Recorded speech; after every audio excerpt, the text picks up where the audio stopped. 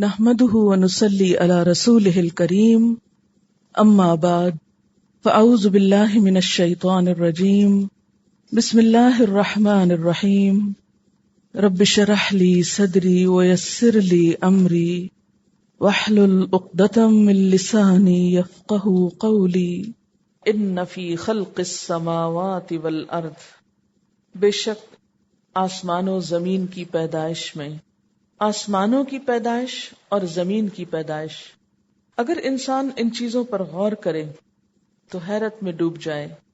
آسمان جو ہم سے اتنے اونچے ہیں کہ ان تک ہماری رسائی ہی ناممکن ہے، ان کی وسعتیں بے پناہ۔ اللہ تعالیٰ قرآن پاک میں فرماتے ہیں وَالسَّمَاءَ بَنَيْنَاهَا بِأَيْدٍ وَإِنَّا لَمُوسِعُونَ، اور آسمان کو ہم نے اپنے ہاتھ سے بنایا اور ہم اس کو وسعت دیے جا رہے ہیں۔ کہ آسمان کی تخلیق اللہ تعالیٰ کے اپنے ہاتھ سے ہوئی، اور یہ کہ جتنا بنایا صرف اتنا ہی نہیں، پھیلتا چلا جا رہا ہے، اور اس کے پھیلاؤ اور اس کی وسعت کا اندازہ آپ اس بات سے لگا سکتے ہیں کہ سائنسدانوں کے اندازے کے مطابق، اور یہ صرف اندازہ ہے، حقیقت تو اللہ تعالیٰ جانتا ہے، کہ 100 کروڑ گیلیکسیز ہیں، کہکشائیں، اور ہر کہکشاں میں 1 ارب ستارے ہیں۔ ایک کہکشاں اتنی بڑی ہے کہ اگر روشنی 1,80,000 میل کی رفتار سے سفر کرے تو ایک سرے سے دوسرے سرے تک نہیں پہنچ سکتی، یعنی اتنی وسیع ہے صرف ایک کہکشاں۔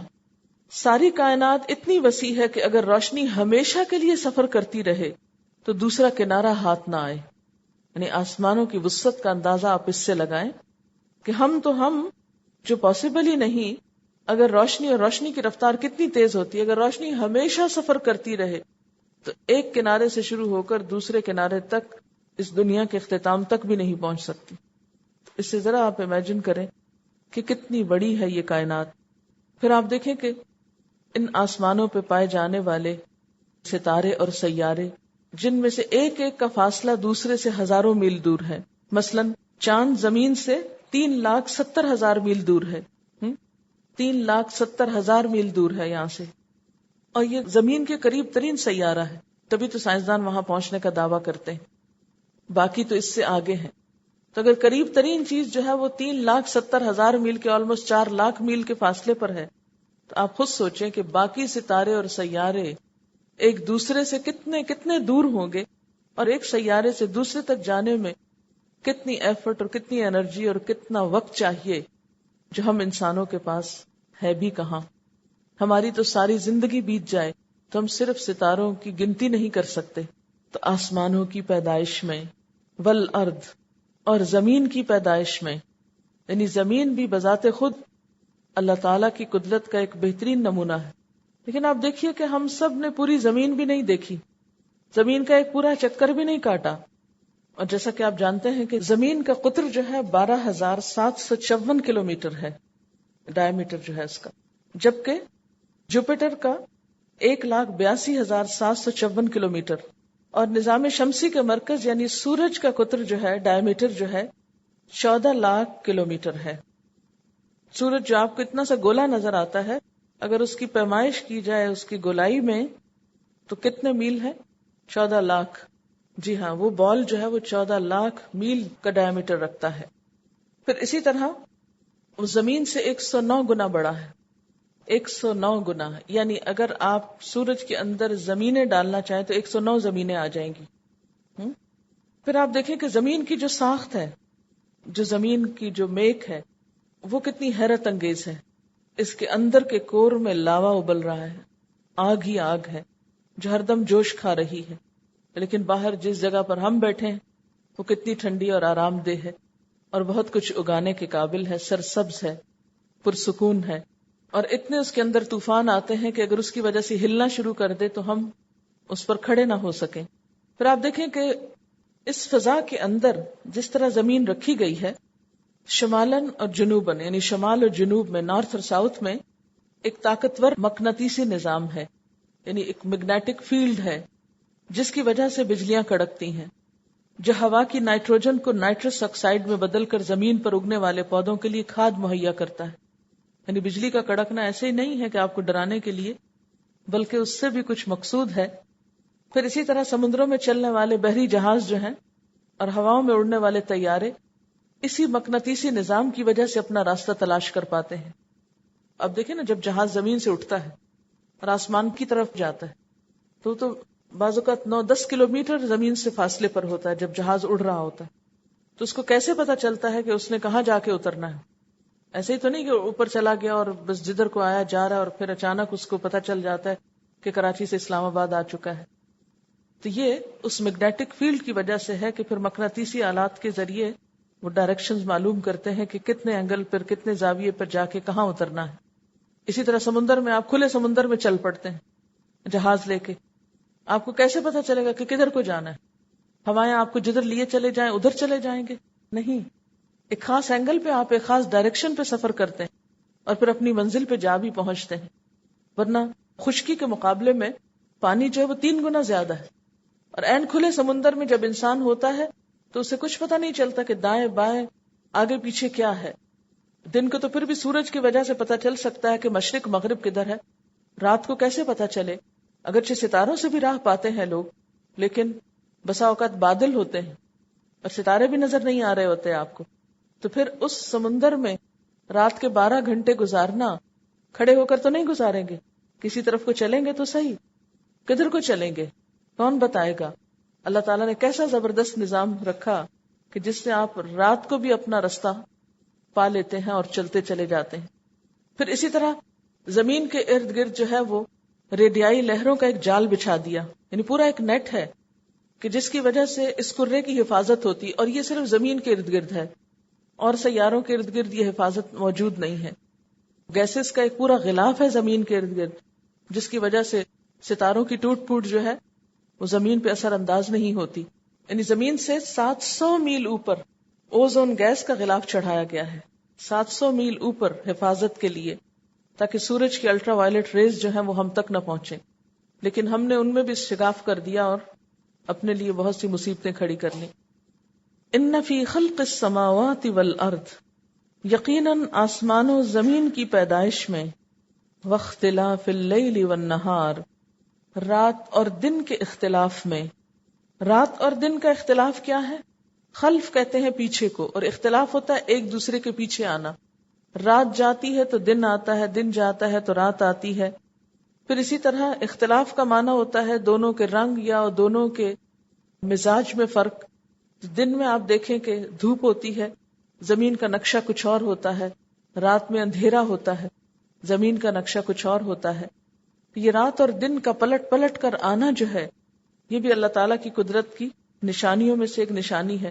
پھر اسی طرح تیسرا معنی یہ ہو سکتا ہے کہ دونوں کے سائز میں فرق ہوتا رہتا ہے. کبھی رات لمبی ہوتی ہے دن چھوٹا ہوتا ہے، کبھی دن لمبا ہوتا ہے اور رات چھوٹی ہوتی رہتی ہے. تو دونوں میں ایک طرح کا اختلاف جاری رہتا ہے. ان میں بڑی نشانیاں ہیں، لیکن کس کے لیے؟ لآیات لأولی الالباب، عقل والوں کے لیے نشانیاں ہیں. عقل والے کون ہیں؟ الذین یذکرون اللہ قیاما، جو اللہ کا ذکر کرتے ہیں کھڑے ہو کر بھی، وقعودا اور بیٹھ کر بھی، وعلی جنوبہم اور لیٹ کر بھی. یہ ہیں عقل مند لوگ جو اللہ تعالیٰ کی کائنات میں غور و فکر کر کے جب اللہ کو پاتے ہیں تو پھر اس کا ذکر کرتے ہیں. اور کون ہے عقل مند؟ وَيَتَفَكَّرُونَ فِي خَلْقِ السَّمَاوَاتِ وَالْأَرْضِ، جو آسمان و زمین کی تخلیق میں غور و فکر کرتے ہیں، یعنی آنکھیں بند کر کے نہیں جیتے. اور کون ہے عقل مند؟ جو یہ سب کچھ دیکھ کر رب پر ایمان لے آتے ہیں اور ان سب چیزوں کے بارے میں ان کی رائے کیا ہے؟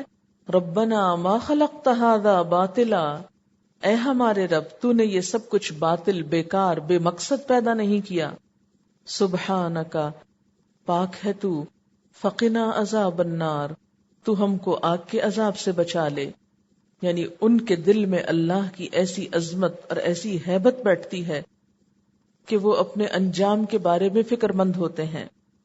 آپ دیکھیے کہ وہ لوگ جو کائنات کی نشانیوں کے ذریعے اپنے رب کو پاتے ہیں، ان کا ایمان کہیں زیادہ مضبوط ہوتا ہے، ان کا تعلق اللہ تعالیٰ سے کہیں زیادہ گہرا ہوتا ہے.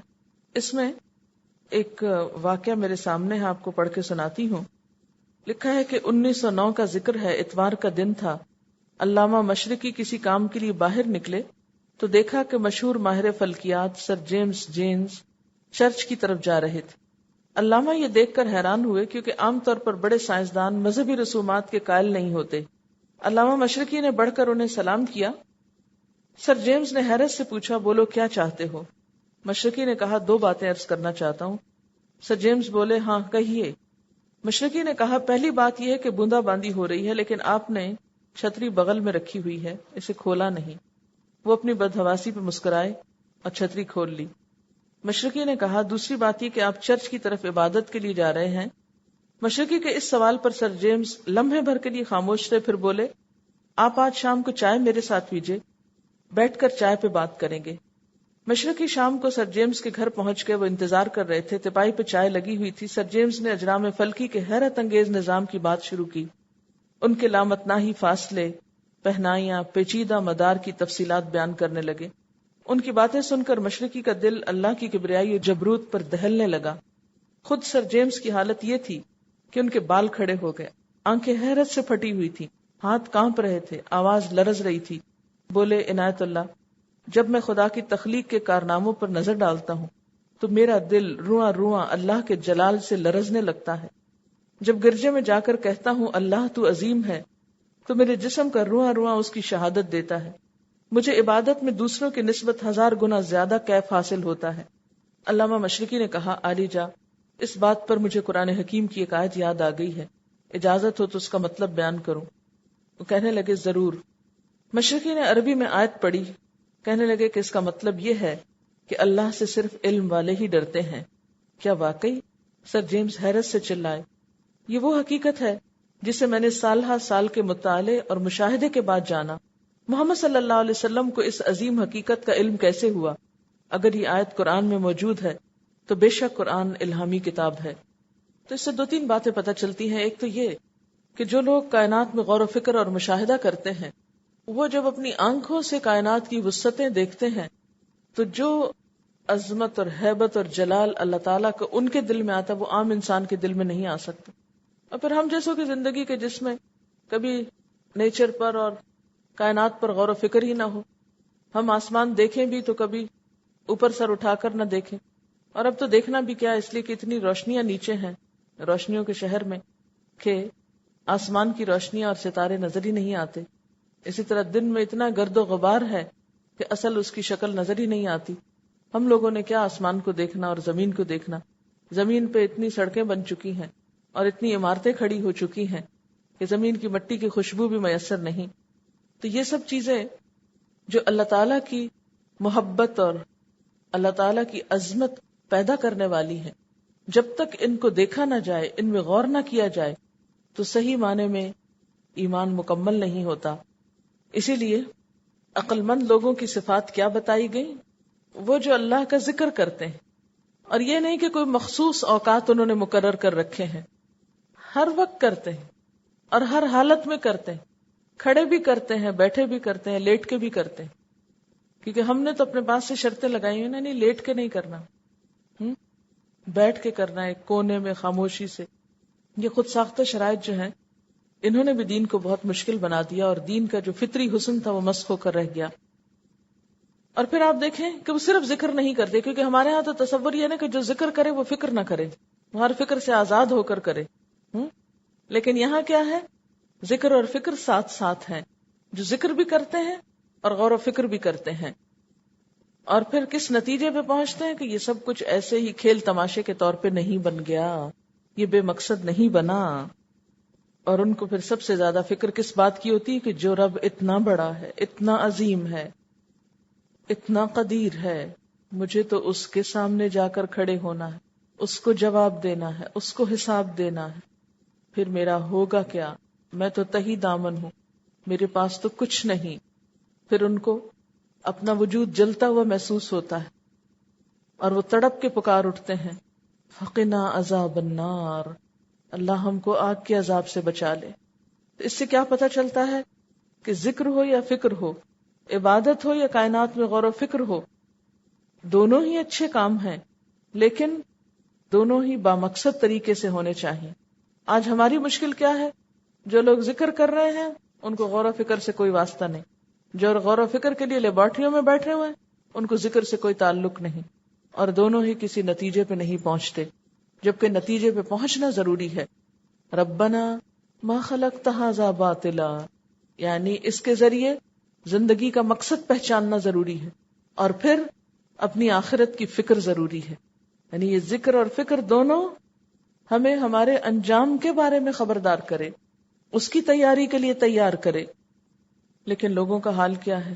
اللہ تعالیٰ شکوہ کرتے ہیں، وَكَأَيٍّ مِّنْ آيَةٍ فِي السَّمَاوَاتِ وَالْأَرْضِ يَمُرُّونَ عَلَيْهَا وَهُمْ عَنْهَا مُعْرِضُونَ، کتنی ہی آسمان و زمین میں نشانیاں ہیں جن پر لوگ دن رات گزرتے ہیں لیکن وہ ان سے منہ موڑے ہوئے ہیں، جن پر لوگ گزرتے رہتے ہیں، ان کا وہاں سے گزر ہوتا رہتا ہے لیکن انہوں نے کبھی ان پر توجہ ہی نہیں کی۔ یہاں سے یہ بات بھی پتہ چلتی ہے کہ اسلام میں دین اور دنیا الگ الگ نہیں۔ ایک سائنٹسٹ اپنی لیبارٹری میں بھی مکمل عبادت کی حالت میں ہوتا ہے اگر وہ سنجیدگی کے ساتھ، محنت کے ساتھ، ایمانداری اور امانت کے ساتھ کام کرتا ہے، جیسے ایک شخص مسجد میں اللہ کے ذکر اور عبادت میں مشغول ہوتا ہے۔ اب یہ کھڑے بیٹھے جو ہے اور لیٹے لیٹے میں آپ سجدے کو لے لیں تو یہ نماز کی کیفیت کا بھی ذکر ہو رہا ہے۔ تو خواہ آپ دنیا میں غور و فکر کریں، کائنات میں غور و فکر کریں، یا آپ نماز پڑھیں، دونوں ہی اپنے اپنے وقت پر عبادت ہے۔ یہ کہنا کہ ان میں سے ایک کام زیادہ بہتر اور دوسرے کی ضرورت نہیں، یہ درست نہیں۔ دین مکمل اسی وقت ہوتا ہے کہ جب انسان اللہ کی کتاب کے ساتھ اللہ کی کائنات کو بھی اپنی توجہ کا مرکز بنائے۔ قرآن اللہ کا کلام ہے، کائنات اللہ کی بنائی ہوئی ہے، اس کا فعل ہے، تو اس کے قول اور فعل دونوں کی طرف توجہ دینا ضروری ہے۔ یہاں سے ایک اور مسئلہ بھی پتہ چلتا ہے کہ نبی صلی اللہ علیہ وسلم نے فرمایا کھڑے ہو کر نماز پڑھو، اگر کھڑے ہو کر نہ پڑھ سکو تو بیٹھ کر بھی نہ پڑھ سکو تو کروٹ کے بل لیٹے لیٹے ہی نماز پڑھ لو، یعنی عبادات میں بھی سہولت ہے۔ اور ذکر کے بارے میں نبی صلی اللہ علیہ وسلم کان یذکر اللہ فی کل احیانہ، ہر حال میں ہر وقت اللہ کا ذکر کیا کرتے تھے۔ ربنا ما خلقت ھذا باطلا سبحانک فقنا عذاب النار، تو نے یہ سب کچھ بیکار نہیں بنایا، پاک ہے تو، بس ہمیں آگ کے عذاب سے بچا لے۔ اچھا، یہ جو غور و فکر ہے اس کے بارے میں چند ایک احادیث بھی ہیں۔ ایک روایت میں آتا ہے تفکر ساعۃ خیر من قیام اللیلہ، ایک لمحے کا غور و فکر رات بھر کے قیام سے بہتر ہے۔ حضرت عبداللہ بن عمر اپنے قلب کی اصلاح کے لیے شہر سے باہر کسی ویرانے کی طرف نکل جاتے، پکنک جیسے ہم کرتے نا، لیکن ہم تو قلب کے بگاڑ کے لیے عام طور پہ کرتے ہیں، وہ اصلاح کے لیے کرتے تھے۔ یعنی اپنے گھر سے یا شہر سے نکل کر کسی دور بستی پہ چلے جاتے اور پہنچ کر کہتے این اہلک، تیرے بسنے والے کہاں گئے؟ پھر خود ہی جواب دیتے کل شیء ہالک الا وجہہ، ہر چیز ہلاک ہونے والی ہے سوائے اللہ کی ذات کے۔ پھر اسی طرح حضرت بشر حافی کے بارے میں آتا ہے کہ وہ کہتے ہیں کہ اگر لوگ اللہ کی عظمت میں تفکر کرتے تو اس کی نافرمانی نہ کر سکتے، یعنی جس کے دل میں اللہ کی عظمت آ جائے اس کائنات میں غور و فکر کے بعد، تو پھر وہ اللہ کی نافرمانی نہیں کر سکتا، کیونکہ وہ ڈرتا ہے اس بات سے کہ اتنے عظیم رب کی بات میں نہ مانوں۔ لیکن ہماری مشکل اس وقت سے ہوئی کہ جب ہمارے دل میں اللہ کی عظمت کی بجائے بندوں کی عظمت آ گئی، اس کائنات کے بنانے والے کی بجائے کائنات کو مسخر کرنے والوں کو ہم نے اپنا خدا سمجھ لیا۔ جیسے اکبر الہ آبادی نے کہا تھا بھول کر بیٹھا ہے یورپ آسمانی باپ کو، بس خدا سمجھا ہے اس نے برق اور بھاپ کو۔ یعنی اصل خدا بھول گیا، اور یہ برق و بھاپ، بجلی وغیرہ اور یہ دنیاوی جو چیزیں ہیں ان کو اس نے اپنا خدا سمجھ رکھا ہے۔ پھر مزید دعا ربنا، اے ہمارے رب، انک من تدخل النار، جس کو تو آگ میں داخل کر دے، فقد اخزیتہ، اس کو تو نے رسوا کر دیا، وہ تو ذلیل ہو کر رہ گیا۔ یعنی اصل رسوائی یہ نہیں کہ انسان دنیا میں کسی نعمت سے محروم ہو جائے، اصل رسوائی آخرت کی رسوائی ہے، اصل بے عزتی وہاں کی ہے، اور کس کی ہے؟ جسے آگ میں پھینک دیا جائے۔ وَمَا لِلظَّالِمِينَ مِنْ أَنصَارٍ، اور ظالموں کے لیے تو کوئی مددگار نہ ہوگا۔ ربنا اے ہمارے رب، اننا بے شک ہم نے، سمعنا منادیا ینادی للایمان، ہم نے سنا ایک پکارنے والے کو جو ایمان کی طرف پکار رہا تھا، جو ایمان کے لیے بلا رہا تھا، ان آمنوا بربکم فآمنا، کہ اپنے رب پر ایمان لاؤ تو ہم ایمان لے آئے۔ یہاں منادی سے مراد کون ہے؟ نبی صلی اللہ علیہ وسلم یا آپ کے نائب یا پھر قرآن حکیم، کہ ہم نے ایک پکارنے والے کو، منادین کوئی بھی پکارنے والا جو ایمان کی طرف بلائے، ہم نے ایک پکارنے والے کو ایمان کی طرف پکارتے ہوئے سنا کہ اپنے رب پہ ایمان لے آؤ، اپنے رب کے بن جاؤ، فآمنا، تو ہم ایمان لے آئے۔ اس سے ایک اور بات پتہ چلتی ہے کہ جو لوگ اپنے رب کی عظمت کو پہچانتے ہیں، جو کائنات میں غور و فکر کرتے ہیں، جب وہ کسی پکارنے والے کی پکار جو بھلائی کے لیے ہوتی ہے اس کو سنتے ہی لبیک کہہ دیتے، ان کے دل میں کوئی تعصب نہیں ہوتا۔ جن کے دلوں میں خدا کی چاہت ہوتی، اللہ کی محبت ہوتی، پھر وہ خیر اور حق کی آواز پر لبیک کہتے ہیں، پھر وہ رک نہیں پاتے، گویا وہ ان کے اپنے اندر کی آواز ہوتی۔ پھر ان کی دعا کیا ہوتی ہے؟ ربنا، اے ہمارے رب، فاغفر لنا ذنوبنا، پس بخش دے ہمارے لیے ہمارے گناہوں کو۔ یعنی انہیں پھر اپنی کوتاہیاں یاد آنے لگتی ہیں، وہ ذکر اور فکر کرنے کے باوجود تکبر میں مبتلا نہیں ہوتے، وہ خیر اور بھلائی کے کاموں کی طرف لپکتے ہیں اور اپنی بخشش کی دعائیں مانگتے ہیں۔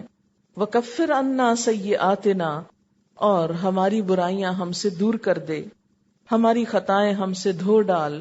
وَتَوَفَّنَا مَعَ الْأَبْرَارِ، اور ہمیں نیک لوگوں کے ساتھ فوت کر۔ یعنی ان کی دعا صرف دنیا ہی کی بھلائی کے لیے نہیں ہوتی بلکہ آخرت کی بھلائیاں بھی چاہتے ہیں۔ اور آخرت کی بھلائی میں کیا بھلائی؟ کہ نیک لوگوں کے ساتھ فوت کرنا، صرف دنیا میں ہی ان کی دوستی اور ساتھ نہ ہو بلکہ آخرت میں بھی ہو۔ اس کے بارے میں وہ ایک واقعہ آتا ہے کہ خطیب بغدادی بہت مشہور مورخ ہیں، محدث ہیں، جب حج پر گئے تو انہوں نے 3 دعائیں مانگی۔ ایک تو یہ تھا کہ یا اللہ میں بغداد کی ایسی تاریخ لکھوں کہ میرے بعد ایسی کوئی نہ لکھ سکے۔ ان کی تاریخ 14 جلدوں میں ہے اور واقعی بہت عمدہ تاریخ ہے۔ دوسری دعا انہوں نے مانگی کہ یا اللہ مجھے بغداد کی جامع میں پڑھانے کا موقع دے، کیونکہ بہت بڑا آنر تھا اور بہت بڑا کام تھا۔ آپ یوں سمجھے کہ جیسے ہمارے ہاں اگر کوئی یہ کہ یا اللہ مجھے فلاں یونیورسٹی کا وائس چانسلر بنا دے۔ وائس چانسلر تو ایک انتظامی عہدہ ہوتا ہے، لیکن وہ تو ایک معلم کا عہدہ تھا کہ بے شمار لوگ وہاں پڑھنے کے لیے آتے تھے۔ اور تیسری دعا یہ مانگی کہ اللہ میں فوت ہو جاؤں تو مجھے بشر الحافی کے قریب دفن ہونے کا موقع دے۔ تو کہتے ہیں کہ ان کی 3 دعائیں پوری ہوئیں، تاریخ بھی لکھی گئی اور بغداد کی جامع میں پڑھانے کا موقع بھی ملا، اور اس کے ساتھ فوت ہونے کے بعد بشر الحافی کے پہلو میں دفن بھی ہوئے۔ تو اللہ کا ذکر اور فکر کرنے والے لوگ جو اپنی آخرت کے لیے فکر مند ہوتے ہیں، پھر وہ ایسے دوستوں کی تلاش میں ہوتے ہیں، ایسی کمپنی چاہتے ہیں زندگی میں بھی اور مرنے کے بعد بھی، کہ جو اللہ کے پسندیدہ لوگ ہوں، ابرار ہوں۔ ابرار جو ہے یہ بے رے سے ہے، بار وہ شخص ہوتا ہے جو ہر وقت نیک کام کرنے پہ آمادہ ہو، جو نیکی میں سستی نہ کرے، نہیں ابھی دل نہیں چاہ رہا، نہیں جب بھی موقع ملے، جو بھی چانس ملے تو فوراً نیکی کے کام کی طرف بڑھ جائے۔ یعنی محض نیک کام کرنے والا نہیں کہ جب جی چاہا نیک کام کر لیا، بلکہ ہر وقت نیک کام کے لیے تیار رہنے والا، نیکی سے جی چرانے والا نہیں، نیکیوں میں آگے بڑھنے والا، فاستبقوا الخیرات پر عمل کرنے والا۔ پھر وہ دعا مانگتے ہیں، ربنا، اے ہمارے رب، وآتنا، اور دے ہم کو، ما وعدتنا، جو وعدہ کیا تو نے ہم سے، علی رسولک، اپنے رسولوں کی زبان سے، ولا تخزنا یوم القیامہ، اور ہمیں قیامت کے دن رسوا نہ کرنا۔ رسولوں کی زبانی کیا وعدہ ہے کہ جو لوگ اچھے کام کریں گے قیامت کے دن میں ان کو بہترین جزا دوں گا، اور ہمیں قیامت کے دن رسوا نہ کرنا۔ قیامت کے دن کی رسوائی کیا ہے؟ ایک تو یہ کہ انسان کے عیب اور گناہ ساری مخلوق کے سامنے کھول دیے جائیں، دیکھو اس کو، ایسا اور ایسا تھا، بہت نیک اور شریف بنا پھرتا تھا۔ اور دوسری رسوائی کیا ہے کہ انسان کو آگ میں پھینک دیا جائے، انک لا تخلف المیعاد، بے شک تو وعدے کا خلاف کرنے والا نہیں۔ فاستجاب لهم ربهم، تو ان کے رب نے ان کی دعا قبول کر لی۔ کیا انی لا اضیع عمل عامل منکم، کہ میں تم میں سے کسی عمل کرنے والے کا عمل ضائع نہ کروں گا، من ذکر او انثی، خواہ کوئی مرد ہو یا عورت ہو. کیوں؟ اس لیے کہ بعضکم من بعض، تم میں سے بعض سے ہو. یہاں اللہ تعالیٰ نے دعا کی قبولیت کے ساتھ کیا بات فرمائی کہ میں عمل کرنے والوں کا عمل ضائع نہ کروں گا، عامل کا عمل نہ ضائع کروں گا. تو گویا کچھ کیے بغیر وہاں اچھائی کی امید نہ رکھیں. اللہ کے ہاں جس چیز کی بنا پر انسان کی قدر و قیمت ہوتی ہے وہ اس کے اچھے عمل ہیں، نیکیوں کی طرف دوڑنا ہے. اور پھر اللہ تعالیٰ کے ہاں نیکیوں کی جزا کے لیے مرد اور عورت کا کوئی فرق نہیں، یعنی مرد اور عورت دونوں ایک ہی نوع سے ہیں، بعضکم من بعض. اب آپ دیکھیں کہ اکیلی عورت بھی بچہ پیدا نہیں کر سکتی، اکیلا مرد بھی بچہ پیدا نہیں کر سکتا، دونوں کے ملاپ سے ہی پھر بیٹا یا بیٹی پیدا ہوتی ہے. تو فرمایا کہ تم میں سے بعض سے ہیں، دونوں ہی انسان ہیں، دونوں کی اصل ایک ہے. اگر کوئی تقوی میں آگے بڑھا ہوا ہے تو اس بنا پر اس کو پیچھے نہیں کیا جائے گا کہ وہ عورت ہے یا مرد ہے. نیک اعمال کی جزا دونوں کو برابر کی ملے گی. اصل شرط کیا ہے کہ کام کر کے لاؤ. بعضکم من بعض، بعض تم میں سے بعض سے ہیں. فالذین ہاجروا، تو وہ لوگ جنہوں نے ہجرت کی، واخرجوا من دیارہم، اور وہ اپنے گھروں سے نکالے گئے، واوذوا فی سبیلی، اور میری راہ میں تکلیف دیے گئے، وقاتلوا، اور انہوں نے جنگ کی، وقتلوا، اور وہ مارے گئے، لأکفرن عنہم سیئاتہم، میں ان کی خطائیں ان سے ضرور دور کر دوں گا، وَلَأُدْخِلَنَّهُمْ جَنَّاتٍ، اور ان کو ضرور باغوں میں داخل کروں گا، تجری من تحتها الانہار، جن کے نیچے نہریں بہ رہی ہیں، ثوابا من عند اللہ، بدلہ ہے اللہ کی طرف سے، اللہ کے پاس سے، واللہ عندہ حسن الثواب، اور اللہ تعالی اس کے پاس بہترین بدلہ ہے، بہترین ثواب ہے. اب یہاں پر آپ دیکھیں کہ نیک اعمال کی ایک فہرست بتائی گئی ہے کہ کون سے نیک اعمال اللہ تعالیٰ کو پسند ہیں. اس میں خاص طور پر ہجرت کا ذکر کیا گیا، فالذین ہاجروا. جیسا کہ آپ جانتے ہیں کہ حبشہ کی طرف 2 دفعہ ہجرت ہوئی اور دونوں دفعہ مردوں کے ساتھ عورتیں بھی شامل تھیں. تو وہ لوگ جنہوں نے ہجرت کی، وہ اخرجوا من دیارہم، اور اپنے گھروں سے نکال دیے گئے. اس دور میں تو دین کی وجہ سے نکالے جاتے تھے. آج بھی اگر کسی عورت کو یا کسی کو دین کی وجہ سے گھر سے نکال دیا جائے تو وہ بھی اس میں شامل ہو جائے گا. وَأُوذُوا فِي سَبِيلِي، اور میرے راستے میں تکلیف دیے گئے، دکھ دیے گئے. میرے راستے میں یعنی میری اطاعت کرتے ہوئے، مجھے راضی کرتے ہوئے انہیں جو بھی پریشانی دیکھنی پڑی وہ سب اس میں آتا ہے. آتی ہے کوئی پریشانی؟ خواتین کے حوالے سے اگر بات کی جائے تو آپ دیکھیں گے کہ خصوصاً خواتین کو دین کے راستے پر چلتے ہوئے بہت ساری تکلیفوں کا سامنا کرنا پڑتا ہے. کچھ محبتیں چھنتی نظر آتی ہیں، کچھ نگاہیں بدلتی نظر آتی ہیں، کچھ اعزازات چھنتے نظر آتے ہیں. تو کیا یہ اللہ کی راہ میں ایذائے نہیں؟ اللہ کا راستہ کون سا ہے؟ دین کا راستہ. دین کے راستے پہ چلتے ہوئے کن کن اذیتوں کا سامنا کرنا پڑتا ہے. آپ یوں سمجھے کہ جیسے جنت کا راستہ جا رہا ہے نا، آپ چلنے لگے، آگے ایک بیریئر آ گیا، اس کو کراس کرتے ہیں، پھلانگتے ہیں تو آگے ایک اور کھڑا ہے، اس کو کراس کرتے ہیں تو آگے ایک اور ہے، کرتے کرتے حتیٰ کہ موت آ جاتی. اور جو شخص یہ کہے کہ نہیں بس اس سے آگے نہیں جا سکتا، وہ پھر وہیں بیٹھ جاتا ہے. وقاتلوا، اور انہوں نے جنگیں لڑیں، وقتلوا، اور مارے گئے، گھر سے نکلے، رشتہ داروں سے نکلے، اور کہاں پردیس میں جا کر جانیں دیں، یعنی اللہ کے راستے میں شہید ہو گئے.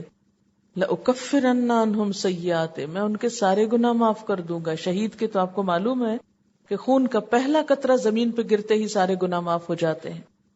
اور ان کو ایسے باغوں میں داخل کروں گا جن کے نیچے نہریں بہ رہی ہیں، اور یہ اللہ کی طرف سے ثواب ہے. واللہ عندہ حسن الثواب، اور اللہ اس کے پاس بہترین بدلہ ہے. یعنی آج دنیا میں اللہ کے راستے میں قربانی کرنے والے، اپنے گھر بار چھوڑنے والے، ہجرت اور جہاد کرنے والے، اللہ کے راستے میں تکلیفیں اٹھانے والے، اس کی اطاعت پر چلتے ہوئے غم اور دکھ پانے والے ان سب لوگوں کا اجر اللہ کے ہاں محفوظ ہے۔ وآخر دعوانا ان الحمد للہ رب العالمین۔ سبحانک اللہم وبحمدک نشہد ان لا الہ الا انت نستغفرک ونتوب الیک۔ والسلام علیکم ورحمۃ اللہ وبرکاتہ۔